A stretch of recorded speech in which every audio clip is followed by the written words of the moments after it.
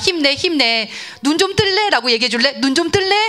자, 눈 좀 뜰래? 자, 눈 좀 뜰래? 많이 피곤하지? 아이고야, 우리 지금 막 승환이는 두피 마사지까지 받았네, 선생님한테. 자, 좋습니다. 이제 어깨 펴고. 자, 좋습니다. 아이고야, 세상에. 오늘은요, 여러분, 하나님 편에 서기라는 제목을 가지고 말씀을 나눠보고자 합니다. 뭐라고요? 하나님 편에 서기. 부제가 있어요. 부제. 이건 찬양 가사인데요. 여러분 나중에 한번 찾아볼 수 있으면 찾아보세요. 부제 길어요. 나 한 번만 얘기한다. 하나님을 아버지라 부를 수 있어서 난 참 좋습니다. 찬양의 가사예요. 나중에 한번 찾아보세요. 나중에 이게 끝날 거 한번 더 얘기해 주긴 할게. 일단 메인 제목은요, 하나님 편에 서기예요. 여러분 살면서 누구랑 편 먹느냐는 굉장히 중요합니다. 그렇죠? 목사님들은요 항상 이렇게 상반기 끝 무렵, 하반기 끝 무렵에 저희는 이제 교육자 수련회를 가요. 교육자 MT를 가는데 항상 하는 게 있어요. 저녁에 볼링을 한번 하고요. 이거 벌써 이게 대회 빈대. 여러분한테만 살짝 얘기할게요. 그러고 나서 윷놀이를 꼭 합니다. 아무리 힘들고 고단해도 윷놀이를 꼭 하는데요. 이때 편을 잘 먹어야 합니다. 목사님 같은 경우는 여러분한테만 살짝 얘기해요. 어디 가서 말하지 마세요. 저는 어사모님하고 편 먹는 게 좋아요. 왠지 모르게 마음이 편안하게 윷을 던질 수가 있어요. 뭐가 나와도 막 좋고, 그리고 또 진짜 신기하게 어사모님하고 편을 먹으면 잘 나와요. 왜 그런지 모르겠어요. 그렇죠? 근데 살면서 여러분 그런 거 느껴보셨나요? 이 친구하고 이 사람하고 편 먹으면 게임도 내가 꼭 이기고 신나게 잘 할 수 있고, 그죠? 그러한 친구들이 꼭 있더라고요. 그리고 학교에서 수행평가 많이 하죠. 프로젝트 할 때에도 누구랑 편을 먹느냐가 너무나도 중요해요. 싫은 친구 꼭 있죠. 쟤랑 하면은 거의 내가 다 해야 돼. 반면에 쟤랑 하게 되면 제가 너무 잘 이끌어줘. 꼭 하고 싶은 사람이 있어요. 그죠? 그런데 오늘 성경에는요, 진짜 이스라엘 역사상 최고로 편을 잘 먹은 한 사람이 등장을 합니다. 사무엘 상하는 주로 3명의 역사를 가지고, 기사를 가지고 많이 다루어지고 있다 그랬었죠. 그렇죠? 누구였어요? 사무엘, 그리고 사울왕, 그리고 다윗이었다는 건데요. 여러분 대부분의 그 3명 중에서 가장 메인이고 주역이 되는 사람은 바로 다윗입니다. 하나님 마음에 합한 사람. 한편으로는 목사님 표현이 좀 사실 멋있지는 않아요. 편 먹는다는 게 그렇게 좋은 편은 아니잖아요. 그죠? 그럼에도 불구하고 오늘 좀 여러 번 표현 혹은 조금 우리가 좀 확 와닿는 직설적인 표현을 써봤어요. 가장 편을 잘 먹은 사람 바로 다윗입니다. 다윗은 누구 편을 먹었어요? 바로 하나님 편에 섰다라는 거예요. 어떤 상황 속에서도요, 어떠한 지위를 막론하고 간에 그는 한결같이 오직 하나님 편만 먹었어요. 아무리 힘들어도, 아무리 고단해도, 혹은 너무나도 신나고 너무나도 아니라고 편안한 생활 가운데에서도 그는 한결같이 누구 편만 먹었다? 하나님 편에 먹었다라는 겁니다. 여러분 누구랑 편 먹느냐, 내 주변에 어떠한 팀원과 팀장이 있느냐에 따라서 그 사람의 삶의 방향과 질과 결과가 달라지기 마련입니다. 그렇죠? 여러분 그런 것들 느끼죠. 그렇죠? 그런데 다윗 같은 경우는 철저히 하나님 편으로 살았던 사람으로서요, 어때요? 목동일 때도 하나님 편, 장수일 때도 하나님 편, 도망자일 때도 하나님 편, 심지어 왕의 자리에 갔을 때도 누구 편이었다? 하나님 편이었다라는 거예요. 그럼 우리가 이쯤 돼서 고민하게 되죠. 하나님 편이었으면 항상 그는 성공했을까? 늘 행복했을까? 늘 다 이겼을까? 고민이 없었을까? 아니요. 누구보다도 스토리가 많았던 사람이 바로 다윗이었어요. 삶의 굴곡이 얼마나 크고 장렬했는지 몰라요. 그럼에도 불구하고 그는 늘 어땠다? 하나님으로 인해서 만족하고 감사하고 행복했다라는 것입니다. 그의 삶의 내용을 들여다보면 어떤데요? 난리도 그런 난리가 없어요. 막장 드라마 서너 편을, 아니 어떻게 쪼개보면 수십 편을 찍었을 수도 있었을 사람이 바로 누구였다? 다윗이었다라는 것입니다. 그럼에도 불구하고 그가 늘 승리할 수 있었던 이유, 존경받고 감사를 고백할 수 있었던 이유는 누가 그의 편이었기 때문에, 바로 하나님이 그의 편이었기 때문이 라는 것이죠. 여러분 오늘도 보면은요, 사무엘하 18장은요 그의 생애 가운데 가장 처절하고 어둠에 짙었을 그러한 시기를 기록하고 있는 것이 바로 이 사무엘하 18장입니다. 너무 답이 없고요, 막막하고요, 어쩜 이래, 이건 뭐 웬만한 막장 드라마보다 더 심각해 라는 곳이 바로 오늘 사무엘하 18장이에요. 사울에게 쫓겨서 도망다녔던 그 10여 년간의 생활하고는 도저히 견줄 수 없는 사건이 오늘 등장하게 되어진다라는 것이죠. 여러분 일단 현재 우리의 삶으로 한번 와볼까요? 여러분 살면서 답답하고 막막하고 답 없다라고 고백해 본 적 있나요? 난 그러한 시간들을 한번 겪어봤다. 한번 손 들어보세요. 답 없었다. 아니면 지금 내가 그렇다. 막막하다. 답답하다. 손가락 한번 살짝 들어보세요. 우리 중1이 우리 그래 알았어. 손 내려. 지금 맞아요. 다 답 없다. 우리 고3은 막 번쩍 손가락 쩍 이렇게 들었어. 지금 답 없다. 나 지금 막막하다. 여러분 어때요? 특별히 전 세계적으로요. 우리 한국이 더욱더 그렇다라는 거예요. 이 세상적인 기준의 전형으로 살아가고 있는 땅이 바로 이 대한민국이에요. 어떻습니까? 전 세계 자살률 1위 부동에 17년 동안 내주지 않았다라는 거죠. 그죠? 어디 감히 2등을 넘봐. 1등을 넘봐. 우리는 17년 동안 1년 먹었다. 좋은 것도 아니야. 뭐가? 자살률이요. 뿐만 아니라 최근 5년 사이에 10대, 20대의 우울증이요 7배나 증가를 했다고 합니다. 그리고 해외 나갔다가 이렇게 들어오신 분들이 대부분 그렇게 얘기를 해요. 캐나다나 특별히 뭐 이쪽에서 살다 들어오신 분은요, 한국 문화가 너무 답답해서 살 수가 없다라는 고백을 해요. 왜일까요? 빨리빨리 문화, 그리고 비교하는 문화, 경쟁하는 문화, 끝없이 뭔가 부추기는 이 문화들이요, 사람으로 하여금 끊임없이 1등 아니면 너무 가치 없이 만들어버리는 거예요. 그래서 어때요? 우울증이 와요. 살기 싫어요. 자꾸만 자존감이 바닥을 친다라는 거예요. 그렇다 보니까 어떻습니까? 우울증도 늘어가고 점점 심리 상담의 필요성도 또 증가하고 있다라고 그러고 자살률도 늘어가고 있다라는 거예요. 이 세상이, 특별히 우리 대한민국은 어떠하다? 답이 없구나. 한편에 이게 뭘 반증하는 사례이기도 해요? 우리 기독교가 그만큼 힘이 없구나라는 사실을 반증하기도 해요. 우리가 왜 이렇게 답 없게 만들었을까? 왜? 가장 사실은요, 세계에서 가장 큰 교회가 있는 것도 우리나라예요. 그러면 어때요? 더욱더 답을 제시할 수 있는 곳이 우리 교회가 되었어야만 하잖아요. 그런데 이 세상이 어떻다? 답이 없고 막막한데 우리 한국이 더욱더 기독교가 힘이 없어서, 기도하지 않아서, 혹은 답을 제시하지 못해서 그냥 그대로 우울한 대로 살아가더라 라는 거예요. 일단 성경으로 다시 돌아와 봅시다. 그러한 우울한 현실들을 가지고 와서요, 오늘 다윗이 아주 답이 없는 현실을 맞닥뜨립니다. 사울하고 그때 10년 동안이나 쫓고 쫓기는 생활하고 왕이 됐으면 이제 해피엔딩으로 끝나야만 하잖아요. 그렇죠? 그런데 거기서 끝나지 않아요. 다윗은 끊임없이 고난이 찾아오고 아픔이 찾아오고 시련이 찾아와요. 다윗 또한 믿음의 선조들하고 별반 다름없이 동일하게 겪었던 문제가 있었어요. 뭐였냐면 바로 자식 문제예요. 자식 문제. 엘리도 넘어졌고 사무엘도 넘어졌고 다윗도 역시나 이 자식 문제에 있어서 넘어지게 돼요. 왕자의 난이 일어나서요, 아들들끼리 싸워서 죽여요. 여러분 남매 간에 아무리 밉다 한들 그렇게까지 갈 수 있어요? 안 되잖아요. 그건 정말 인륜을 저버리는 행동이에요. 짐승만도 못한 행동이에요. 근데 거기서 끝나지 않아요. 한번 이렇게 형들을 죽이고 나니까 이제는 누구까지 죽이려고 해요? 아버지 다윗까지도 죽이려고 한 일이 오늘 바로 이 사무엘하 18장에 여러분 기록되어져 있다라는 것입니다. 다윗의 아들 중에도 누구? 압살롬이라는 아들이 있었어요. 근데 이 압살롬은요, 아들 중에서도요, 특별히 정말로 그 이스라엘 백성들에게 너무나도 사랑받는 아름다운 왕자였다라는 거예요. 그 외모를 여러분 이제 묘사를 해놨는데요, 이스라엘 중에서 그와 같이 아름답고 크고 특별히 머릿결이 아름다웠던 왕자가 없었다라고 그래요. 그래서 누구든지 그 압살롬을 보면은요, 10초 내로 사랑에 빠질 수밖에 없는 그러한 외모의 소유자였다라는 거죠. 근데 뭐 예나 지금이나 키 큰 사람은 다 인기가 많은가 봐. 그지? 진짜 치사하다. 그리고 특별히 그 머리카락이 너무나도 휘황찬란했던 거야. 여러분 혹시 그 뭐 긴 머리 남자 동경하십니까? 우리 형준이가 긴 머리네요. 그죠? 뭔가 이렇게 긴 머리를 휘날리면은 멋있을 것 같고. 근데요, 이 압살롬은요, 특별히 머리가 굉장히 머리 관리를 많이 했었는데요, 1년에 한 번씩 머리를 자르는데 머리를 한 번 자르면 그 머리의 무게가 무려 203개이었다고 해요. 203개를 킬로그램으로 이렇게 환산했더니 2.28kg라고 합니다. 2.28. 지금 했어. 여러분 머리 한 번 자르면 그 몇 그램 정도 나와요? 한 몇 그램 정도 나올까? 남자 친구들은 뭐 한 30g?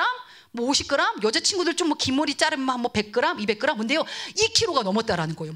머리를 어떻게 했길래. 그런데요, 그 머리 관리하는데 엄청나게 시간을 들였다는 거. 하인들이 달려들어서 막 빗질을 해주고, 그죠? 막 바람에 머릿결 막 엉키지 않게 막 했을 거고, 굉장히 막 손질을 막 트리트먼트도 했을 거고, 그랬을 거예요. 그죠?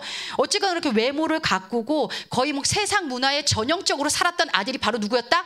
압살롬이었어요. 인기가 막 너무나도 많았던 거죠. 근데 이 압살롬이 마음 가운데 보면은요, 기사를 찾아보면요, 하나님 앞에 물어보고 하나님을 찾고 이런 기사는 전혀 나오지가 않아요. 오직 자기 마음대로 해요. 조그만 싸움에 신나가지고 자기 이름의 비석을 막 세우고, 그리고 사람들한테 이렇게 말로써 현혹시키면서 자꾸만 자기 편을 만들어요. 그랬던 왕자가 압살롬인데 급기야 이제는 어떤 자리를 넘봤냐? 아빠의 자리, 왕의 자리를 넘보는데요. 사실 가만히 있어도 왕이 후계는 압살롬에게 왔어요. 그런데 이 압살롬이요, 빨리 왕이 되고 싶었고 아빠도 마음에 안 들었어요. 그런 까닭에 에이 더럽고 치사해서 내가 왕이 돼버릴 거야. 그러면서 어때요? 다윗 왕을 쫓아서 아버지를 죽이려고 오늘 전투를 벌이고 있는 장면입니다. 이게 말이 됩니까? 누구를 죽이려고요? 아버지를 죽이려고요. 아주 눈빛이 혈안이 되어져가지고 오늘 17장부터 18장까지 그 아들이요, 그냥 전투도 아니고요, 힘없는 백발의 그 할아버지가 다 된 아버지 죽이려고요, 이스라엘 12지파의 모든 군사를 다 소집해가지고 아버지를 집요하게 쫓는 장면이 오늘 본문이다라는 것입니다. 그렇죠? 다윗은요 이제 할아버지예요. 막 잘 걷지도 못하고 싸울 수도 없어요. 근데 압살롬아 너 나한테 왜 그러느냐? 그래서 야밤 도주를 하죠. 근데 그 와중에도요 다윗을 쫓는 자가 한 4천여 명이 됐어요. 4천여 명이요. 왕이시여 우리는 그래도 끝까지 왕을 따르겠나이다. 그래서 그 야밤에 요단을 건너서요 저 북쪽의 마하나임까지 힘겹게 막 달려갑니다. 광야로 다시 나간 거예요. 편안했고 안일했고 사랑받고 존경받고 해피엔딩으로 끝날 것 같은 다윗의 생애는요 거기서 끝이 아니었다. 일생일대의 최대의 위기를 맞이한 거예요. 하필 누가? 아들이 나를 죽이려고 쫓아오는 거예요. 너무나도 고통스럽죠. 너무나도 고통스럽죠. 여러분 이쯤 되면 우리에게 들 수 있는 감정이 뭘까요? 현민아, 원민이가 너를 죽이려고 비행기를 타고 막 제주도까지, 뭐 그럴 일은 없겠지만, 그러면 너는 원민이에게 어떠한 감정이 들 것 같니? 현민이는 단어로 얘기해봐. 어떤 감정? 웃긴다? 웃긴다. 저 자식 웃기잖아. 맞아, 웃긴다. 맞아. 또 어떤 장면이 들까? 막 내가 그토록 사랑하고 아끼고 내 전부를 다 줄 것 같았던 내 가족이 나를 죽이려고 한다. 웃김. 또 어떤 감정입니까? 어떤 감정? 여기 형제 있는 사람, 승환아, 너가 만약에 승호가 너한테 그런다면 어떤 감정이 들 것 같아? 하나 한번 쳐다보고 웃음. 우리 형들은 다 웃음이네. 여기는 진짜 다 웃음이네. 넉넉해. 그런데 대부분 사람들은 어때요, 여러분? 우리는 지금 뭐 도저히 이게 상상할 수 없는 일이니까 설마 그러겠어? 실제로 이런 일을 겪는다면요, 분노, 그죠? 한편 엄청난 슬픔, 비탄, 좌절, 우울함이 올 거예요. 목사님 같은 경우는요, 아마 나는 살고 싶지 않을 것 같아요. 나한테 왜 저래? 내 자식이 왜 저래? 아니 난 마흔까지도 못 갔을 것 같아. 그 전에 그냥 살고 싶지 않습니다. 하나님 내 생명 거둬가십시오. 난 이랬을 것 같아. 근데 여러분 원망도 불평도 회한도 웃김도 아니고요. 이때 압살롬에게 쫓기면서 다윗이 고백한 것이 바로 시편 3편이에요. 시편 3편 한번 살짝 찾아가지고 목사님이 읽어줄까요? 여호와여 나의 대적이 어찌 그리 많은지요. 일어나 나를 치는 자가 많으니이다. 많은 사람이 나를 대적하여 말하기를 그는 하나님께 구원을 받지 못한다 하나이다. 천만인이 나를 에워싸 진친다 하여도 나는 두려워하지 아니하리이다. 여호와여 일어나소서. 나의 하나님이여 나를 구원하소서. 주께서 나의 모든 원수의 뺨을 치시며 악인의 일을 꺾으셨나이다. 구원은 여호와께 있사오니 주의 복을 주의 백성에게 내리소서. 아멘. 그는 도망가는 와중에도 그 비탄스러운 현실에도 누구를 계속 고백하고 있어요. 누구? 하나님 도와주세요. 답이 없습니다. 막막합니다. 나를 도와주셔서 나 두려워하지 않을 거예요. 하나님 붙잡을 거예요. 이러면서 지금 막 도망치고 있는 모습이 지금 다윗이에요. 어찌 보면 참 딱하다, 치근하다, 안 됐다라는 것인데요, 여러분. 반면에요, 목사님은요, 이 현실을 보면서도요, 그럼에도 불구하고 다행이다라는 마음이 사실은 들었어요.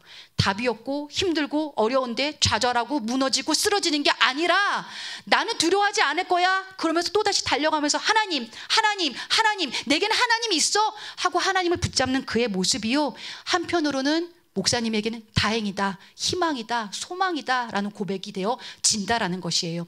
목사님이 한 가지 고백을 할까요? 목사님이 최근 들어서요, 좀 세상 친구들을 좀 사귀어봤어요. 근데 그 세상 친구라고 하면은요, 뭐 목사님하고 막 놀러 다닌 거 아니고요, 선율이 학교를 보내고 학부모님들하고 조금 이제 지낼 수 있는 시간들이 생긴 거예요. 근데 신기하게 학부모님들이, 저는 목사님이 나이가 되게 많다고 생각했거든요. 근데 그 집단에서 목사님이 막내인 거예요. 그래서 목사님이 졸지에 언니들이 생겼어요. 정말 한 20여 년 만에 언니라고 불러보게 되더라고요. 그 교회 안에서는 다 집사님, 권사님이시잖아요. 근데 거기 가서 언니 뭐 이렇게 목사님이 정말 본의 아니게 이 얘기를 하게 됐는데, 언니 부르니까 좋더라고요. 뭘 그렇게 많이 사주시고 참 귀해요. 참 귀해요. 근데 이 언니들의 특징이 있어요. 삶이 너무나도 고단한데 늘 답이 없는 거예요. 답답해 죽겠어로 늘 대화가 끝이 나요. 답답해 죽겠어, 힘들어, 답이 없어, 속상해. 그러던 찰나에 목사님이 드디어 7월쯤에 커밍아웃을 했습니다. 언니, 나 목사야 라고 얘기한 거예요. 그 전까지는 목사라고 얘기를 안 했어요.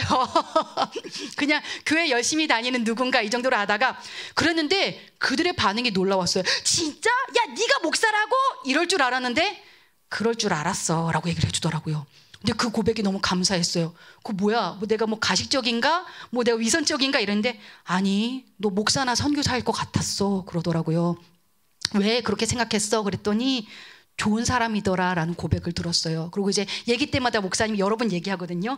나는 청소년부 교사인 척하고 얘기했는데 그러면서 여러 번 자랑을 계속했어요. 그때마다 항상 야, 나중에 우리 애 크면 그 청소년부 꼭 보내고 싶어. 애들 너무 착하다. 선생님들 너무 좋다. 그 고백이 끊임없이 있었는데요. 내가 목사라고 커밍하자마자 그 언니들이 저를 따로 부르더라고요. 저기 미영이 목사? 미영이 목사. 미영아라고도 불렀었는데 이제 목사를 포기할 수는 없고 이래가지고 뭔가 이렇게 목사잔을 붙여줘야 되고, 미영이 목사님 만나. 그 전까지만 해도 답이 없어, 속상해 이랬는데요. 목사님하고 이제 자꾸 커피를 사주시는데 엉엉 울어요. 그냥 카페에서 계속 울어요. 그 카페 사장님이 날 이상하게 봤을 거예요. 왜 저 사람을 자꾸 한 사람씩 데려와가지고 자꾸 저렇게 울리고 있나. 그 카페 사장이 이렇게 계속 쳐다봐요. 근데 계속 눈물 콧물 닦으면서 힘들어 그러는데 목사니까 얘기가 나온대요. 즉 뭐예요? 이분들도 희미하게나마 하나님의 그 존재를 감지하는 거예요. 끝에 가서는 이래요. 내가 비록 교회를 다니진 않지만 날 위해서 기도 좀 해줘. 그 하나님한테 기도 좀 해줘. 거기까지는 얘기가 나오더라고요. 목사님 절대 강요하지 않아요. 기다리고 있어요. 그분들이 진짜로 교회 가고 싶어. 근데 하나님은 믿고 싶은데 그분들이 한 가지 공통점은 그거더라고요. 이건 번외의 얘기인데요. 사람들한테 상처받은 기억이 있대요. 교회를 안 다니신 분들이 아니에요. 한 번씩은 다 다녀봤어. 어렸을 때라도. 그런데 대부분요, 교회에서 상처받은 기억이 있어서 못 가겠어 라는 거예요. 우리가 상처 주는 사람이 되어서는 안 되겠죠. 거기에 대해서는 한 가지 우리가 과제를 삼고요. 어쨌거나요, 어때요? 답이 없었는데 그나마 뭔가 시원하다라는 거예요. 와, 그 하나님이라는 분한테 찾아서 기도할 수 있는 게 참 좋겠다. 세상 사람들이 나한테 이런 고백을 하더라고요. 그러면서 이 다윗의 모습이 오버랩 되어지는 거예요. 다윗, 남들 같았으면, 하나님 몰랐으면, 세상 편이었으면 벌써 죽었겠다. 살기 싫었겠다. 정말로 생을 내려놓았겠다. 하지만 다윗에겐 누가 있었다? 하나님이 계셨다. 하나님이 계셨다. 그러한 까닭에 그가 어떻게 돼요? 오늘도 일어나는 거예요. 하나님을 선택하고 하나님 앞에 다시 한번 신앙을 고백하는데요. 드디어 하나님이 오케이, 내가 너 편이 될 거야. 내가 너의 고백, 기도 다 들었어. 하나님이 일하기 시작하십니다. 하나님이 내 편인 사람이 되는 특징 어떻게 되어지냐? 오늘 18장에 기록되어져 있어요. 첫 번째, 1절과 2절 목사님이 재빠르게 읽어드릴게요. 이에 다윗이 그와 함께한 백성을 찾아 천부장과 백부장을 그들 위에 세우고 다윗이 그의 백성을 내보낼세 3분의 1은 요압의 휘하에 3분의 1은 수레아의 아들 요압의 동생 아비새의 휘하에 넘기고 3분의 1은 가드 사람 이때의 휘하에 넘기고 왕이 백성에게 이르되 나도 반드시 너희와 함께 나가리라 하니, 첫 번째, 하나님 편이 되어지는 사람의 특징, 하나님이 감당할 수 있는 능력을 주신다라는 겁니다. 뭐요? 아무리 힘들고 답이 없고 정말로 막막한 그 상황 가운데서요, 하나님 편인 사람은요, 하나님이 감당할 능력을 주세요. 아까 얘기했죠? 다윗은 백발의 노장으로서요, 이제는 기억력도 힘이에요. 여러분 아시죠? 우리 선생님들 아시잖아요. 40대만 돼도 이제는 단어가 생각이 안 나요. 그게 뭐였더라? 우리 대화의 절반이 그거예요. 근데 지금요, 다윗은요 60세가 넘은 백발의 할아버지예요. 근데 그 할아버지가 지금 뭘 하고 있는 거예요? 굉장히 엄청난 빛나는 회전의 두뇌를 지금 보여주고 있는 거예요. 하나님께서 감당할 능력, 지혜를 속속들이 부어주고 있는 장면들이 등장을 해요. 오합지졸 4,000명이 야반 도주를 했어요. 그 4,000명이 우리가 부대를 잘 챙겨가지고 왔겠어요? 몰라요. 그냥 도망가야 된다는 일념 하나로 다윗 하나 믿고 쫓아온 사람들을요, 지금요 다윗이요 군사 조직을 지금 개편하고 있는 거예요. 그 광야에서요. 광야에서요. 3부대, 1대, 2대, 3대, 천부장, 백부장 나눠가지고요. 지도자를 세우고요. 이 사람은 이쪽 편, 이 사람은 이쪽 편, 이 사람은 이쪽 편. 군사, 지휘, 작전, 훈련까지 하고 있는 모습이 지금 1절과 2절에 등장하고 있습니다. 다윗이 어떤 상태였는데? 상태가 그냥 노인이에요. 할아버지예요. 연약해요. 머리가 굳어 있어요. 전장에 안 나간 지도 꽤 된 그 다윗이요. 지금 뭐예요? 20대의 그 소년 다윗의 모습으로 지금 회춘하고 있어요. 뭘 했기 때문에? 하나님이 감당할 수 있는 능력을 부어주셨기 때문이에요. 여러분, 하나님 편에 있는 사람, 나는 할 수 없어요. 난 끝났어요. 난 능력 없어요. 아니요, 하나님이 능력을 부어주세요. 내가 네 편이 되면 내가 채우겠다라는 거예요. 그리고 나서 두 번째, 이제 어떻게 하는 거예요? 3절입니다. 백성들이 이르되 왕은 나가지 마소서. 우리가 도망할지라도 그들은 우리에게 마음을 쓰지 않아요. 마지막이죠. 왕은 성읍에 계시다가 우리를 도우심이 좋으니이다 하니라. 즉 뭐예요? 두 번째 특징은 뭐냐면은요, 관계의 축복을 주세요. 어떤 관계? 찐 관계예요. 찐 관계. 가짜 관계, 헐만 좋은 그런 가식적이고 위선적인 얕은 관계 말고요, 정말로 나를 위해 목숨까지도 걸어줄 그런 좋은 관계의 축복을 주세요. 어떤 사람에게? 하나님 편인 사람에게요. 하나님 편인 사람에게요. 지금 보시면 지금 어떻게 하고 있습니까? 다윗 편에 서서요, 백성들이요, 왕은 지금 전장에 나가지 말라는 거예요. 2절 마지막까지도 뭐 하려고 그랬는데 다윗은 이미요 갑옷을 다 입었어요. 지금요 무기를 다 찼어요. 내가 선방에 설 거야. 그런데 지금 뭐 하고 있는 거예요? 백성들이 만류하고 있는 거예요. 왕은 나가지 마세요. 왕이 죽으면 우린 끝나요. 우리가 대신 죽을 거예요. 죽어도 우리가 죽어요. 저도 우리가 져요. 여러분 옆에 이런 사람 있습니까? 있습니까? 하나님 편이 되어주시니까요, 다윗에게 이런 축복이 오는 거예요. 그러고 나서 그 전 17장 20절에, 27절에 이런 구절이 나와요. 17장 27절부터 29절까지 보면은요, 다윗이 마하나임에 이르렀을 때에 암몬 족속에게 속한 라빠 사람 나하스의 아들 소비, 로데발 사람 암미의 아들 마길, 로글림 길앗 사람 바르실레가 침상, 대야, 질그릇, 밀, 보리, 밀가루, 볶음국시, 콩, 팥, 볶은 녹두, 꿀, 버터, 양과 치즈를 가져다가 다윗과 그와 함께한 백성에게 먹게 하였으니. 지금 뭡니까 여러분? 다윗이 마하나임에 지금 도망하는데요, 다윗이 도망갔다는 그 사실을 듣고요, 지금 그 지역에 있던 부자 셋이 쫓아와가지고요, 군사 물자를 지금 지원해주고 있는 거예요. 캠핑 물자, 먹을 수 있는 거, 그리고 싸울 수 있는 힘들을 지금 제공해주고 있는 장면이 17장 27절부터 29절까지 등장하고 있어요. 여러분에게 이런 사람 있어요?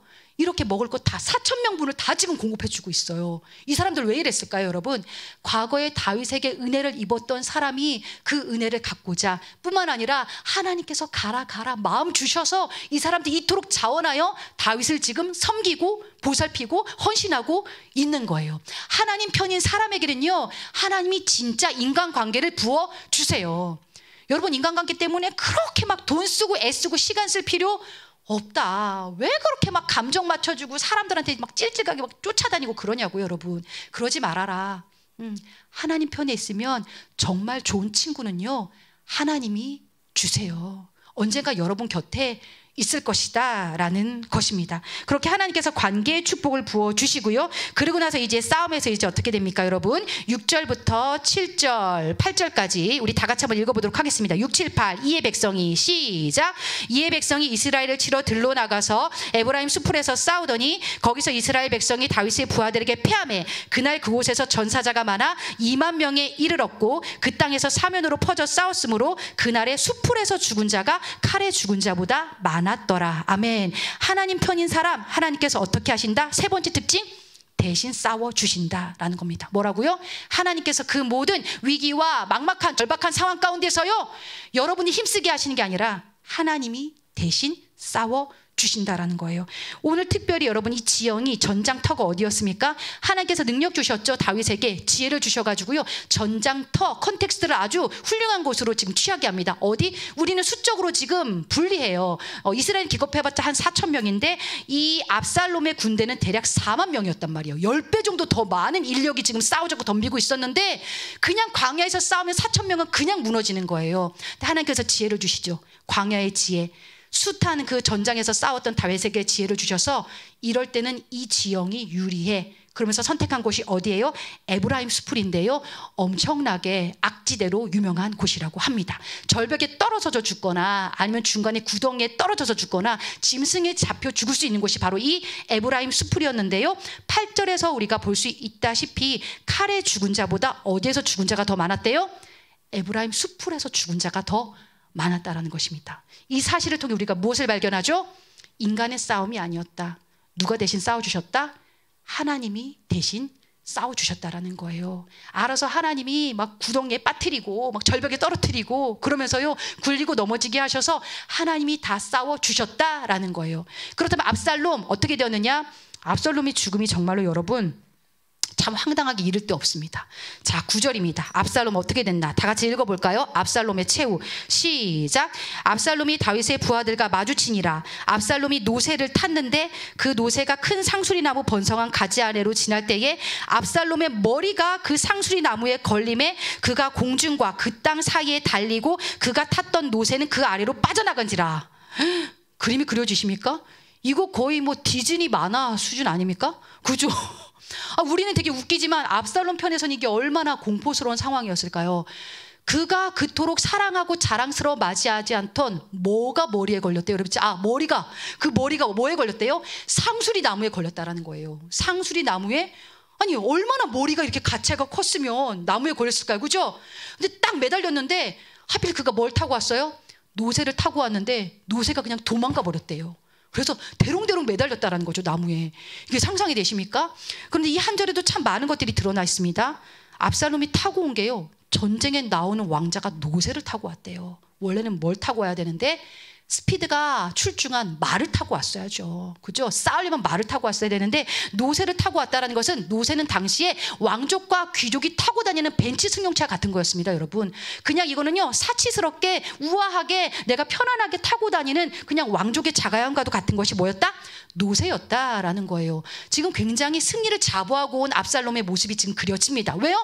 인해 전술이에요. 나는 지금 아버지보다 10배나 많은 군사를 데리고 왔는데 내가 감히 이 싸움에서 질 수가 있겠어? 하필 또 우리 아버지는 이미 다 늙으셨고 힘 다 빠졌는데 설마 내가 질까? 이런 마음으로 교만함으로 지금 노새를 타고 온 거예요. 우아하게. 싸울 마음이 별로 없죠, 그죠? 그런데 결국 어떻게 됐다? 그가 자랑스러워하던 그 노새, 그리고 그가 자랑스러워하던 그 머리가 그를 결국 죽게 만들었다라는 거예요. 이것을 통해서 뭘 알 수 있어요? 하나님 편이 아니라 세상 편에 있는 사람은요 결국 자기가 자랑하는 거에 결국 멸망하게 되어진다라는 것이에요. 카푸어라는 말 너무 이질적이지 않습니까?